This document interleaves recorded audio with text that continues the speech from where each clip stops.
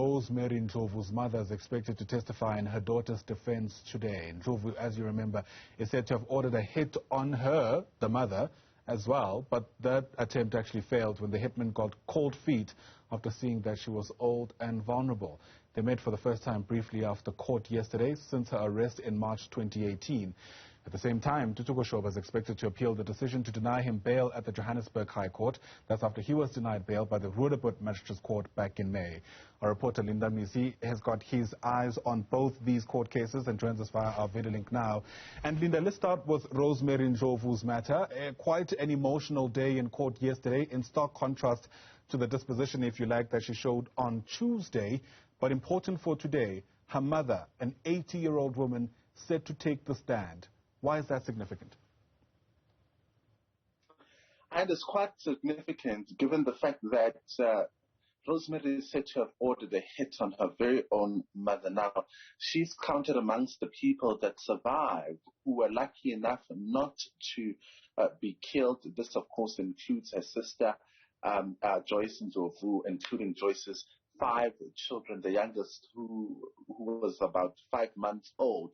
So it's quite significant that she denied testifying, or she declined the offer to testify for the state, but will now be testifying in her daughter's defense. And it's quite interesting given the fact that they haven't seen each other since her arrest in March 2018. What we saw straight after court, you'll remember the judge saying that we will adjourn earlier than the previous day because she wants to give her an opportunity to meet her mother, get some maternal love, because they haven't seen each other since then. But also the defense had not consulted with her, so they needed time for the rest of the afternoon to consult on the statement that she's going to give today. So it's quite significant. I mean, if you also look at the way that the judge has been running the matter, making sure that she gives Rosemary ample time to, of course, state her case and make sure that she's not prejudiced in any manner. I mean, even during the court proceedings, we hear the judge intervening there, assisting the defense, saying, but the context of the allegation was this. Let us not prejudice the accused. Give her an opportunity to respond to these allegations. So we saw that play out yesterday in court, and we're expecting her mother to take the stand today. Yeah, and Rosemary herself, Linda, like I mentioned earlier, being very emotional in court yesterday, especially when asked about her now late boyfriend, that's Maurice Mabasa, who we understand was found with 80 stab wounds. Rosemary is accused of being behind that killing too. But what do we read into how emotional she got when she was questioned about that murder? That is also another interesting thing, because the only time that we've seen tears from Rosemary really has been when she spoke about her sister Audrey, who she's said to have poisoned and strangled. She showed a bit of emotion there, but not as much as we saw when it came to Morris. We even had to adjourn because, the judge felt that he wanted to give her a bit of time to really collect herself. She was even asked, "Are you able to continue?" And she said, it's basically the same, because she won't be in a right emotional state when she speaks about Morris. Now, this is the man she's said to have had a relationship with since 2011 until his death in 2015. He disappeared after going to work. And then he was later found with 80 stab wounds, severe head injuries, just next to Olifantsfontein police station, where in fact she had allegedly gone to report him missing on the day that he was found in the morning. Now, she's said to have, received about 416,000 rands in insurance payouts, which she fraudulently took, might I add. And it's quite important to look at the context and what really the court said happened, or rather the state said happened in that matter. She's said to have posed with another man who posed as Maurice Mabasa, signing the application documents. But when the experts looked at the signature on the application form of that insurance policy and compared it with the signature of his employer, the signature of his employment contract, they found that the second signature, which is on the application form, was forged. She's said to also have called the insurance company asking about Morris's insurance policy. So throughout that testimony, we saw tears, Ayanda. Sure.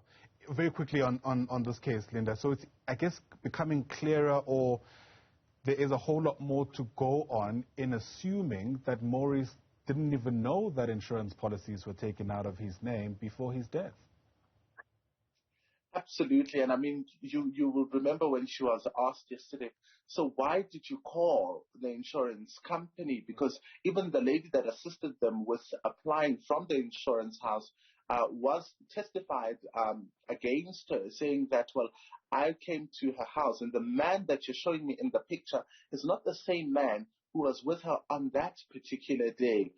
When I went to their house and he signed all the documents. So it's not the same man. So it's quite interesting looking at the dynamics that are playing out in regards to that, because it would seem Morris, did not even know. But we also hear, Ayanda, that this was not the first attempt on his life. At some point, there was a fire in the house where, she's said to have been outside while Morris was inside the house. So, of course, right at the end, that's how his body was discovered. Jaw-dropping details. That's all going to unfold in the High Court sitting in the Palm Ridge Magistrates Court, but we also know the High Court sitting in Johannesburg also has a busy day ahead today. Ntuthuko Shoba, that's the man who's allegedly behind the killing of Ntuthuko, whose body was found hanging from a tree while she was pregnant. He's due back in court today. The order of business?